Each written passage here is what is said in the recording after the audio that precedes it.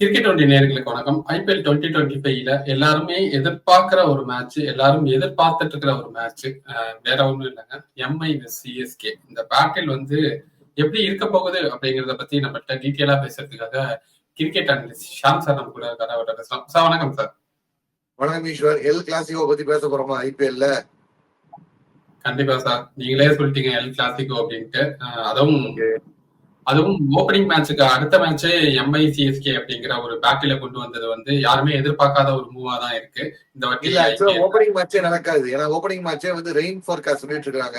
நாளைக்கு 90% ரெயின் ஆரம்பிக்கும்னு சொல்லிட்டு இருக்காங்க. So with all goes well இதுதான் முதல் மேட்சா கூட இருக்கலாம். அதுக்கு முன்னாடியே ஆர்ஆர் வித் எஸ்ஆர்எச் மேட்ச் இருக்கு சார். அங்கேயே வந்து ரெயின் ஃபோர்காஸ்ட் சொல்லிட்டு இருக்காங்க. ரெண்டு இடத்துலயும் ரெயின் ஃபோர்காஸ்ட். கல்கட்டால ஆல்மோஸ்ட் லைக் 80% ரெயின் சான்சஸ் சொல்லிருக்காங்க. ஹைதராபாத்லயே லைட்டா ரெயின் இருக்கிறதா தான் பேசிட்டு இருக்காங்க. சோ சொல்ல முடியாது. இந்த ஐபிஎல் 2025 ஐபிஎலோட முதல் மேட்சாவே எல் கிளாசிகோ ஓபன் பண்ணலாம் சொல்ல முடியாது.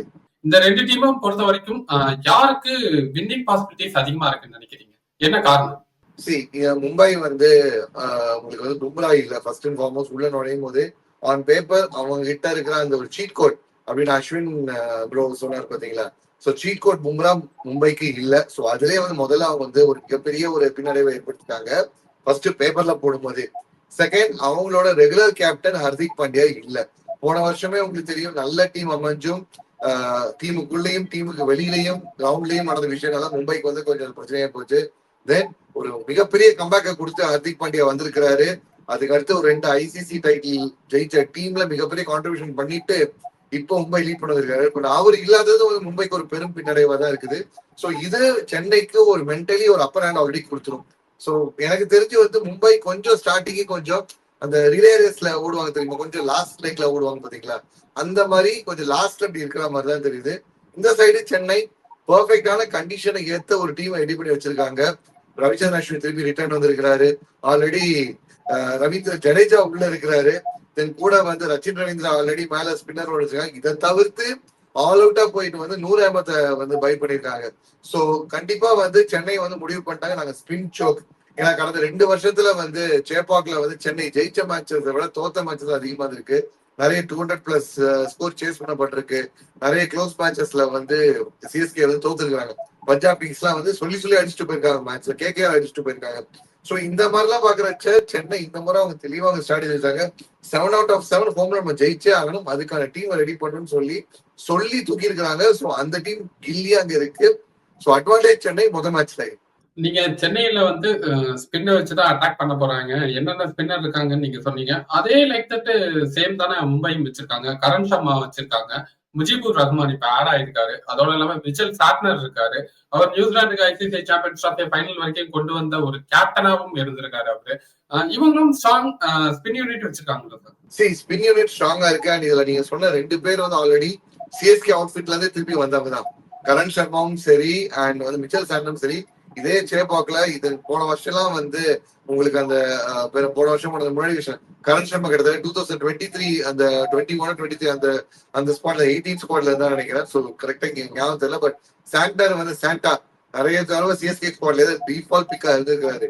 பட் இருந்தாலும் அதை அங்க பெனிஃபிட் பண்ற மாதிரி ஒரு அசிஸ்ட் பண்ற இன்னொரு அடிஷனல் ஸ்பின்னர் இருக்கும்ல. இப்போ உங்களுக்கு 16 ஓவர் ஸ்பின் எங்க இருக்கு, இங்க ஒரு 8 ஓவர் ஸ்பின் எங்க இருக்கு. Mujibur Rahman yes correct. நான் வந்து அவங்க வந்து அல்லாஹ் கஸ்மனுக்கு பதிலா வந்து லாஸ்ட் மினிட்ல பிக் பண்ணிருக்காங்க.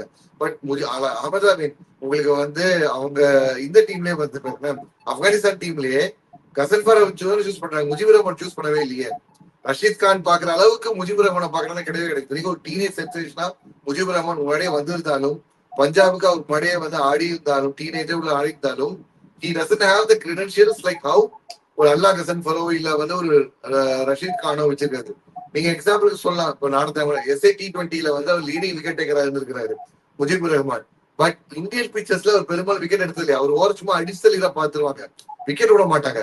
வேற சிங்கப்பூர் கிடையாது. 100 விக்கெட் டேக்கிங் போல இருக்காருல்ல. இப்போ சாண்டாவும் வந்து பார்த்து ஆடிடலாம், சாண்டாவும் பார்த்து ஆடிடலாம்னு சொல்லிட்டு போலாம். பட் ஒரு மிஸ்ட்ரி ஸ்பின்னர் மாதிரி இருக்கிறது கஷ்டம் இல்ல. 100 அஹமத் வந்து இத்தனைக்கு குஜராத் டைட்டன்ஸ் ஆடின போது மும்பை இந்தியன்ஸ் அகைன் சூப்பரா பெர்ஃபார்ம் பண்ணியிருந்தாரு. அவங்களுக்கு 2 சீசன் ஒரு குடைச்சல வந்து கொடுத்துட்டு இருந்தாரு.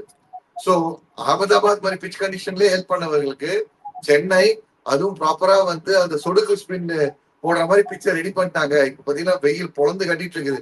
நல்ல ஒரு ஒரு ஒரு ரேங்க் சர்ஃபேஸ வந்து கொஞ்சம் மேல லைட்டா பேட்டிங் ட்ராக் மாதிரி வந்து வச்சு கொடுத்தாங்கன்னா எப்படி ஒரு 2019 ஆர்சிபி முதல்ல பார்த்தோம் பாத்தீங்களா, இந்த 79 அந்த மாதிரிலாம் ஆச்சு. முதல் மேட்சுக்கு நடந்த உறுதி இல்லாம ஒரு மேட்ச் போச்சு பாத்தீங்களா, அந்த மாதிரி கூட ஒரு சோக்க பார்க்கலாம். இப்போ நம்ம இதுக்கு முன்னாடியே நிறைய பேசியிருக்கோம். பும்ரா இல்லாதது டீமுக்கு மிகப்பெரிய இழப்பா இருந்தாலும் அந்த பவுலரை ஈடு கட்டுற மாதிரியான பவுலர்ஸ் யாருமே இல்ல அப்படிங்கிற கான்செப்ட்ல நீங்க சொல்றீங்களா? ஏன்னா நம்ம ஐசிசி சாம்பியன்ஸ் டிராஃபி கூட பும்ரா இல்லாம தான் இந்தியா நீ விளையாண்டாங்க. அதை இந்தியாவால ஜெயிக்க முடிஞ்சதே சார். சரி, நம்ம இங்க இந்தியன் டீம் பத்தி பேசுறீங்க, மும்பை இந்தியன்ஸ் டீம் பத்தி பேசிட்டு இருக்கிறோம். உங்களுக்கு வந்து எஸ் பும்ரா இது மாதிரி பவுலர் இந்த உலகத்திலே ரீப்ளேஸ்மெண்ட் கிடையவே கிடையாது. பும்ராக்கு அடுத்த ரீப்ளேஸ் பும்ரா கிடைக்கிற பும்ரா தான். வேற யாருமே வந்து பும்ராக்கு ஈக்குவலண்டோ இல்ல அவரோட சூப்பர்ஃபிஷியலோ யாருமே கிடையாது. பும்ராக்கு ஈக்குவல் பும்ரா தான். 4 overs ஆஃப் சீட் கோட், 24 பால் அவர் கையில இருக்கிற வரைக்கும் எந்த மாதிரி கண்டிஷன் போனாலும் மேட்ச் நம்ம கையில அப்படிங்கிறது தான் வந்து அவர் உணர்த்தி இருக்கிறாரு. அவர் தான் காப்சர் செஞ்சிருக்கிறாரு. இப்போ மும்பையோட உங்களுக்கு ஸ்ட்ராங் ஃபோர்ட்டை பாத்தீங்கன்னா எப்பவுமே வந்து ஓப்பனிங்ல ஒரு ஸ்பெல் போட்டு ஒரு தண்ணி காட்டுறதுக்கு ஒரு பவுலர் இருப்பாங்க, பின்னாடி டெத் ஓவர் வந்து தண்ணி காட்டுறதுக்கு ஒரு பவுலர்ஸ் இருப்பாங்க. அங்க மிச்சல் ஜான்சன்னா லசித் மலிங்கா, அங்க வந்து கிளென் மெக்லன்னா இந்த பக்கம் பும்ரா ஒரு லசித் மலிங்கா, முதல்ல ஊர்ல போல்ட்னா இங்க வந்து ஜஸ்பிரீத் பும்ரா. சோ இந்த மாதிரிதான் தே வொர்க் அஸ் டேண்டம். அந்த ஒரு தே ஹண்ட் அஸ் பேக் சொல்லுவாங்க பாத்தீங்களா, அந்த மாதிரி ஹண்ட் பண்ற ஒரு போலர்ஸ் தான் எப்பவுமே மும்பைக்கு இருக்கு. இப்போ பவர் பிளேல ஹண்ட் பண்றதுக்கு சூப்பரான போலர்ஸ் எடுத்தீங்க. ஒரு பக்கம் தீபக் சாகர், சென்னை இந்த கண்டிஷன் சூப்பரா தெரிஞ்சு நல்லா வந்து இந்த கண்டிஷன்ல ஆடி பிராக்டிஸ் பண்ணி எத்தனையோ மேட்சஸ் ஆடி பிராக்டிஸ் பண்ண தீபக் சாகர். இன்னொன்னு ட்ரெண்ட் போல்ட் திருப்பி ஆல் அவுட்டா போயிட்டு பர்ச்சேஸ் பண்ணி கூப்பிட்டு வந்திருக்கிறாங்க. பவர் பிளேல அவருக்கு நிக்கிற யாருமே கிடையவே கிடையாது. எஸ்ஐடி டுவெண்டில அவர் அடிச்சாலும் விக்கெட்டை amongst wicket. So power play sealed, பிரச்சனையே கிடையாது. மிடில் ஓவர்ஸ் உங்களுக்கு போலிங் போடுறதுக்கு கரண் சர்மா இருக்கிறாரு, ஹர்திக் பாண்டியா இருக்கிறாரு, சாண்டர் இருக்கிறாரு, தேவைப்பட்ட வில்ஜாக்ஸ் இறக்குவாங்க, சீல்டு. கிடையாது ஹர்திக் பாண்டியா முதல் மேட்சே கிடையாது. இப்போ அந்த இடத்துல வந்து உங்களுக்கு வந்து ராஜ் அங்கத் பாபாவை யூஸ் பண்ணுவாங்கன்னா தெரியாது, அங்கத் பாபா உள்ள இறக்குவாங்களா தெரியாது. சோ இப்ப இந்த மாதிரி வந்து மிடில் ஓவர்ஸ் வந்து டேக்கிள் பண்ணிடலாம். டெத் ஓவர்ஸ் வரும்போது என்ன பண்ணுவாங்க, அங்கதான் $1,000,000 கேள்வி இருக்கு. டெத் ஓவர்ஸ் அப்படின்னு வரும்போது டெத் ஓவர்ஸ்ல அவங்க அந்த பும்ராவோட அந்த ஷூஸை ஃபில் பண்றதுன்னு கிடையாது. பும்ரா இல்லப்பா நான் என் ஸ்டைல போடுறேன் ட்ரை பண்ணுங்கன்னு சொல்லி யார் வர போறாங்கிறதா மிகப்பெரிய கேள்விக்குறியா இருக்கு. சோ அதை எப்படி அவங்க ஃபில் பண்ணுவாங்கிறதுதான் வந்து இந்த முதல் மேட்சோட ரிசல்ட் அமையும். பட் என்னை பொறுத்த வரைக்கும் முதல் மேட்ச் ஆப்வியஸ்லி சிஎஸ்கே நான் எழுதி தந்துடுவேன். இப்போ நீங்க வந்து சிஎஸ்கே தான் வெற்றி பெறுவாங்க அப்படின்னு நீங்க சொல்றீங்க.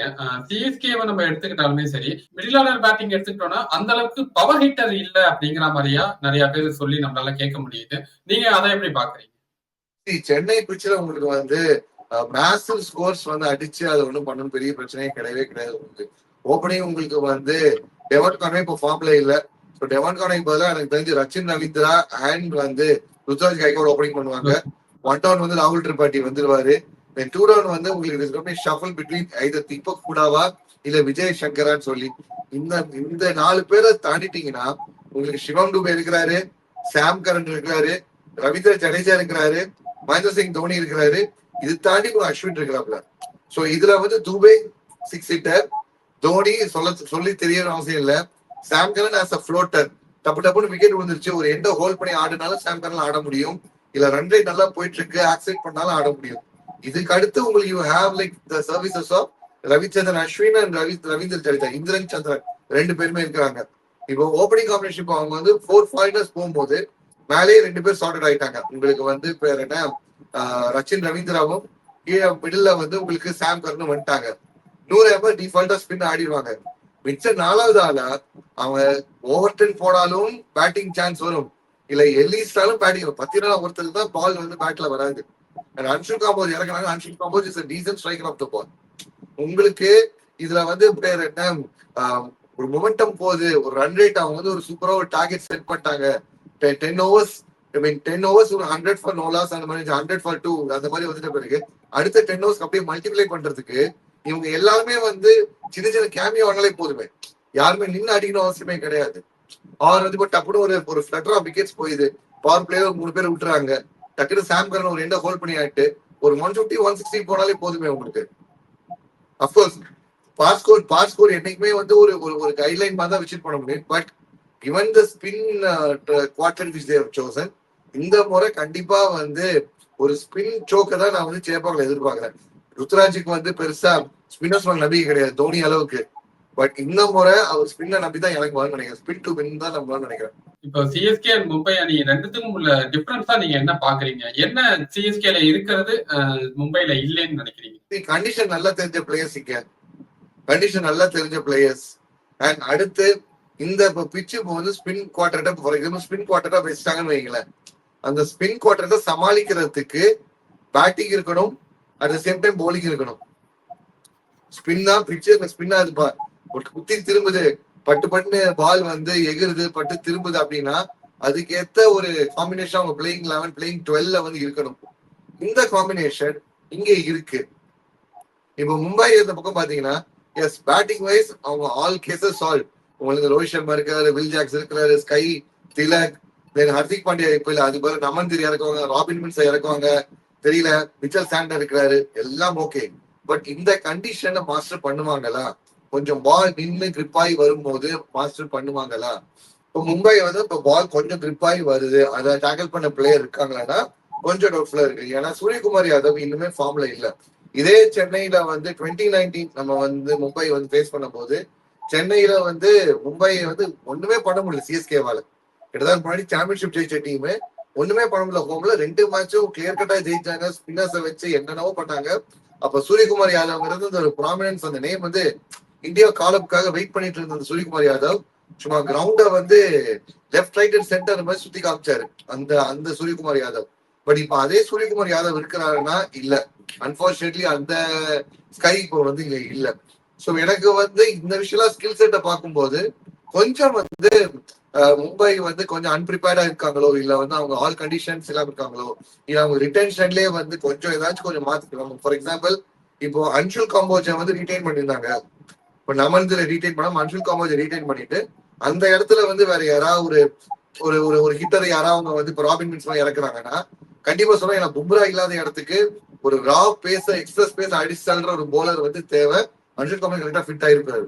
பட் அவர் இப்ப இங்க வந்தாச்சு, அவர் இப்போ இங்க இந்த கூடாரத்துக்கு வந்தாச்சு. சோ இந்த மாதிரி ஒரு டாக்டிக்கல் ஒரு ஒரு ஒரு அட்வான்டேஜ் கொஞ்சம் சிஎஸ்கே கிட்ட இருக்கிறதுனால இந்த மேட்ச் வந்து சிஎஸ்கேக்கு போறதுக்கான வாய்ப்புகள் அதிகமா இருக்கு மும்பைக்கு போறதை விட. ஓகே சார், பார்க்கலாம். அவங்க கணக்க வெற்றியோட தொடங்கணும் தான் ஒவ்வொரு அணியோட ஆசையமாவே இருக்கும்.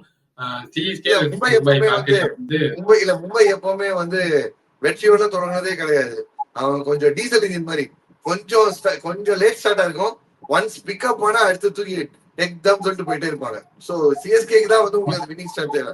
மும்பை வின்னிங் ஸ்டார்ட்ல பெரிய பிரச்சனையே கிடையவே கிடையாது. ஏன்னா நாங்க லீக் மேட்ச் ஜெயிக்கிற டீம் கிடையாது, டோர்னமெண்ட் ஜெயிக்கிற டீம். உலக ஃபுல்லா எல்லா லீக்லயும் அப்படிதான் ஜெயிச்சுட்டு வந்திருக்கோம். சோ இந்த வரையும் அவங்க ஜெயிக்கிறதா அப்படிதான் பார்ப்பாங்க.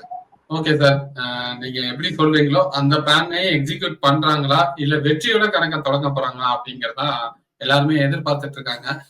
எல் கிளாசிக்கோ அப்படின்னு சொல்லக்கூடிய ஒரு மிகப்பெரிய ஒரு பேட்டில் நடக்க போகுது. வெயிட் பண்ணி பார்க்கலாம் சார்.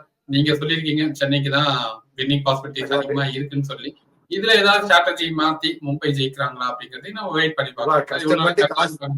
கஷ்டப்பட்டு காசு அதிகமா கொடுத்து டிக்கெட் வாங்கிருக்கீங்கப்பா, உங்களுக்காக வந்து சிஎஸ்கே ஜெயிக்கணும்பா. ஒரு என்ன டிக்கெட்டை வந்து 2x 3x 5x காசு கொடுத்து போயிருக்கீங்க, அட்லீஸ்ட் உங்களுக்காக வந்து சிஎஸ்கே டீம் ஜெயிக்கணும்பா. சார் நீங்க சொல்றதெல்லாம் கரெக்ட். அன்னைக்கான டே அவங்களதான் இருந்தா அவங்க ஜெயிக்கலாம்.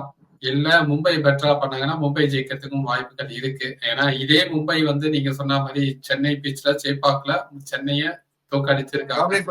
இந்த மாதிரி டாமினேட் பண்ண டீம் தான். கிட்டத்தட்ட ஒரு ஒரு கிட்டத்தட்ட ஒரு 2012 2019 அந்த வாக்குல வரைக்குமே வந்து சென்னையில மேட்ச்னா மும்பை டிஃபால்ட்டா வின் ஆயிருப்பாங்க.